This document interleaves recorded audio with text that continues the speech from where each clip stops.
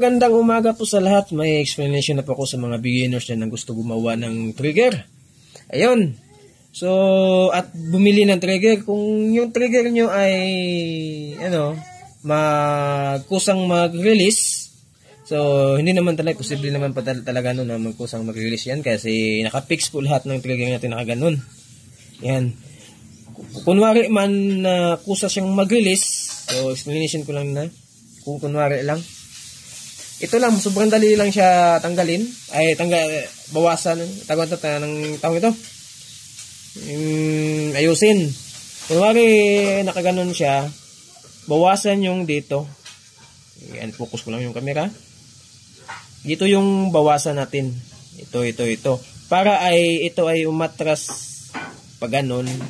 Yan. So, humaba yung lock, di ba? Humaba yung lock. Super dali lang talaga. Yun lang yung gawin nyo. Pero posible naman talaga kung saan nyo mag-release kahit itapon nyo pa kasi yan nakapatong yan. So kung kusan man talaga siya mag-release kasi yun na yung gawin nyo. Yan. So pakita ko dito. Ito. So ito siya. Mga tusok. Yan. Yan. So binawasan ko yan. Ito sarili ko tong personal use ko lang to. Yan, binawasan yan para may mapakita ko sa inyo kung saan yung bawasan. Yan, binawasan ko yan. Iganon lang yun. Iganon lang yun nyo. Tapos, lagariin nyo. Para ito ay atras pa. Dito. Yan. Pero, pwede din dito. Lagariin. Ito. Pwede nyo bawasan to. Ito.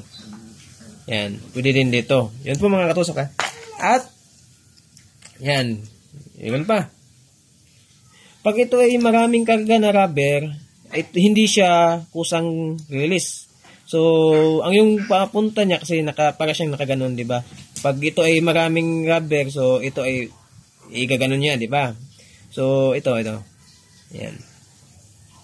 Pag may maraming rubber 'yan, so naka-steady lang talaga ng ganyan kasi may harang nga dito. Pag maraming talagang rubber, hindi yan papunta doon. Kundi papunta dito yan. Kasi yung kita yung slanting niya pag ganun. So papunta yan dito pero hindi siya kasi naka-stopper siya kasi may stopper nga sa loob, yan. So steady lang talaga siya kahit itapon mo pa hindi yan kusang mag-release. Release lang yan kung kalabitin mo. So ganun po, kaya posible po talaga kusa yan mag-release yan. Kung may talaga, may tsamba na ganun, so yun na yung gawin nyo. Yun na yung talaga yung option niya. Wala na ng iba. Yun. Kahit anong trigger na kahit saan ka bumili ng trigger pag ganito yung setup. Yun na talaga. Kahit saan ka bumili ng trigger. So yun po yung tip ko sa inyo mga katusok. Yan. So maraming salamat po sa ng idea. Ayun, maraming salamat po sa nakakuha. Kung nakuha nyo yun o nagits nyo na. Yan. So, yun na po. So, kung may trigger kayong kusang mag-release dyan, sobrang dali lang po talaga. Yan. Hindi ka na babayad na Yan lang po. Yan talaga yung kailangan. Tanggalin. O yung bawasan. Kasi ganyan yan eh. Yan. Kasi hindi talaga yan. Posible naman talaga magkusang mag-release yan. Kasi yan, nakaganyan ng setup. Lahat po ng nakaganyan talaga lahat ng setup. Yan. Yan.